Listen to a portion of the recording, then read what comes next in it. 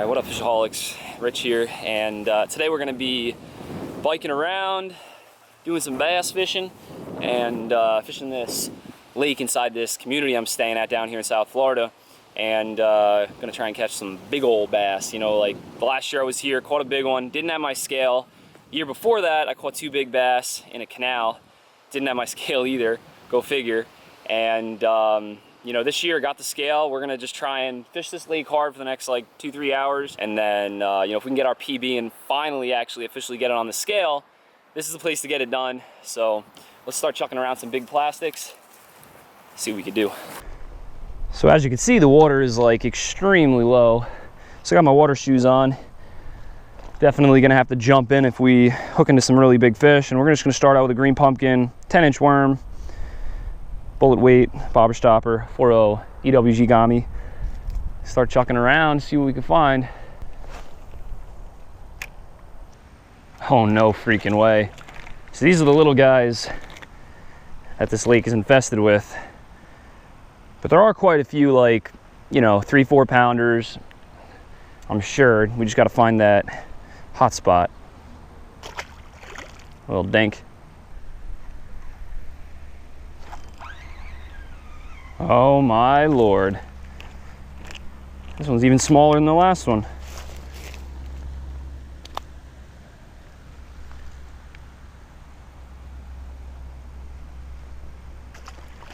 Little fella. So this is going to be a really boring video unless we can actually catch some big fish. And I know most of you guys are probably saltwater viewers unless this video, you know, really takes off, but you know, hands down, I'm definitely, you know, more of a saltwater channel. But of course, like, this is how I started off fishing, so I can't ignore fishing any, you know, Florida lakes that try and catch giant largemouth. This is the place to do it, you know. And I caught a bunch of snook the last 2 days, so I figured, hey, why not? You know, let's try this. Oh shoot! Oh yeah, man. No! Jeez, you freaking suck. Oh. Right there was a good fish. That was easily probably freaking 4 or 5 pounds, and look at that freaking hook. That has never happened to me with a Gamakatsu hook like that. Freaking thing got straightened, are you kidding me? That fish could be on a bed, so there's a chance if he's still there, we get him to hit again. But we switched over to a 3.0 VMC offset worm hook, a little smaller than that 4.0 Gami. You know, I can't guarantee that it's gonna be strong enough for some of these fish, but you know, I've used 2.0 Gamis and caught plenty of big fish with them. I don't know why that 4.0 is shot.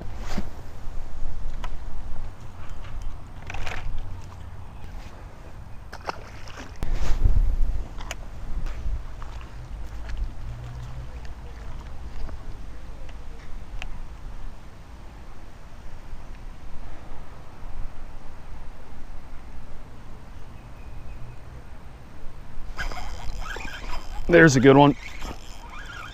Oh my Lord. No freaking way, man. We're going in for this one. Oh, he's going in the grass. Oh, shoot. Get out of there, bro.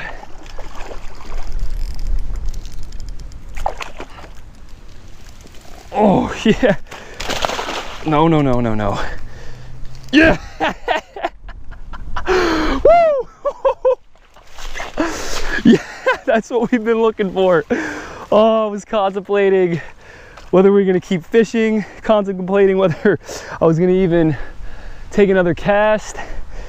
Whew, contemplating life, started to talk to myself, and bam, look at the size of that Florida bass. Whew, look at the size of that. We gotta get him on the scale and back in the water quick.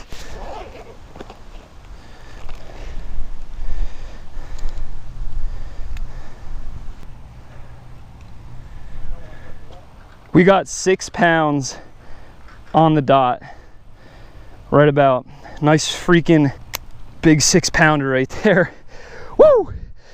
Definitely an official PB fish right there. Okay, big girl, we're gonna send you back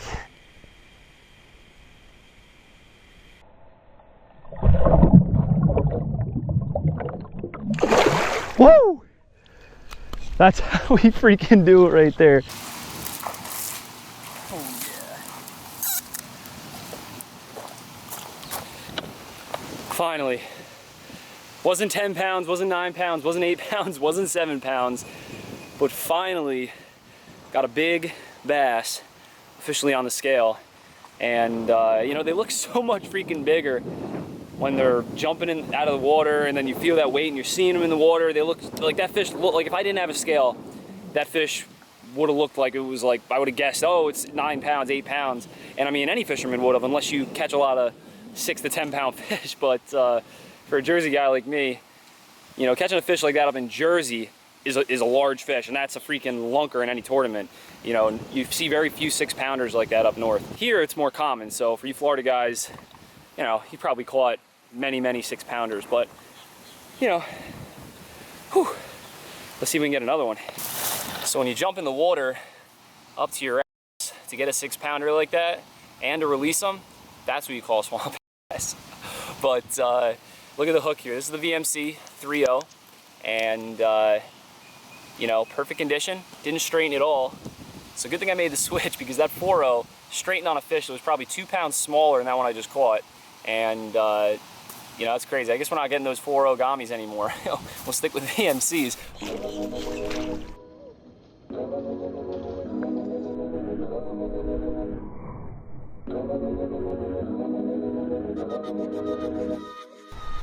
Midday 6 pounder.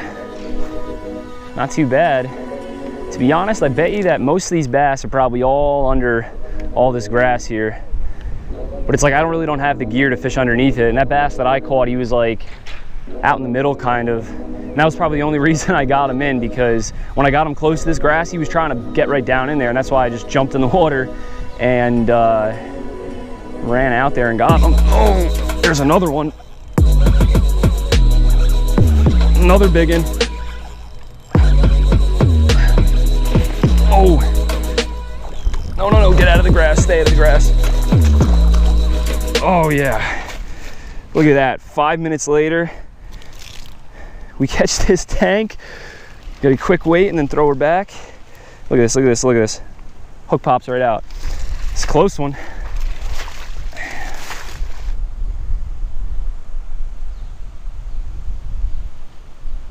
All right, not bad, even 4 pounds. All right, 4 and a 6, that ain't bad. Midday largemouth.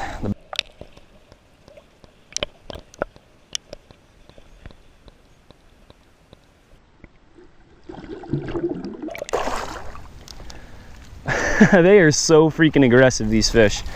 All right, FishAholic. So I was walking back to the bike, and you know, some lady like came out when I was walking by though, and she like screamed at me at like the top of her lungs, and then like she just like had I don't know what was going on. She like screamed at me like terribly, and then she was like, "Oh, how you doing? Like, I love fishing. Like, you can walk here anytime." Like, I thought she was gonna yell at me for walking like behind her house or something, but I don't know. She was all over the place. I don't know if I caught anything on camera, but yeah, what we're gonna do is just ride around to the other side of the lake. And one thing I did notice about that spot where we caught 2 of those fish is like on the end of the grass, it dropped off to like 4 or 5, maybe even 6 feet.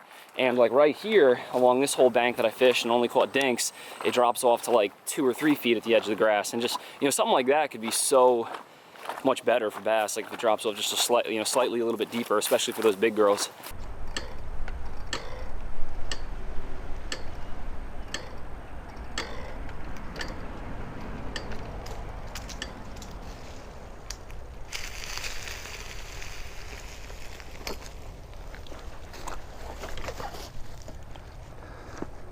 All right, final spot, and I got about 10 minutes left to fish. Let's get one more mama. Ooh, there's a big pipe like right here. Oh, there's definitely gonna be a big girl around this. It's like a really big pipe.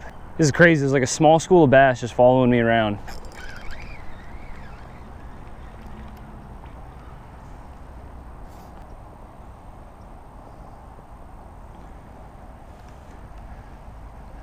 Got like a 2 pounder right there. There's a whole school of bass here.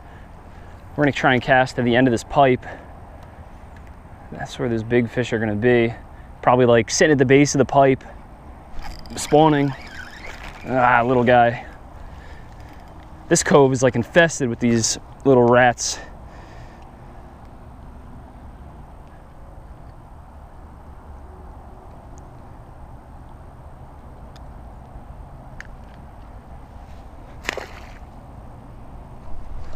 All right, guys, so I think that's about it. We fished this section like really quick and caught a couple little guys, but nothing big. And I flew down here Saturday last week, and then I'm flying home tomorrow. And this rod here is one of my travel rods. It's a 7'6" medium power St. Croix Tidemaster travel rod. And this is a nice rod. It breaks into like 3 pieces, and you know, it fits right into my checked bag. And then I have another travel rod that I put in my carry-on. And this is a great rod. I mean, if you're coming down here on a budget, you want to like pick up one item that you could do freshwater and inshore saltwater. Like, this is a pretty good setup. And then I just got this 4000 Tsunami Shield down here. Anyway, you know, this was the ticket today, but I'm sure there's probably better baits I could have threw. And we got 2 big girls. At least we didn't get none, or then I wouldn't even be making a video. You wouldn't be hearing me. But hope you guys enjoyed, and don't forget to give the video a like and subscribe, and never forget, live to fish, fish to live, and I'll see you guys in the next one.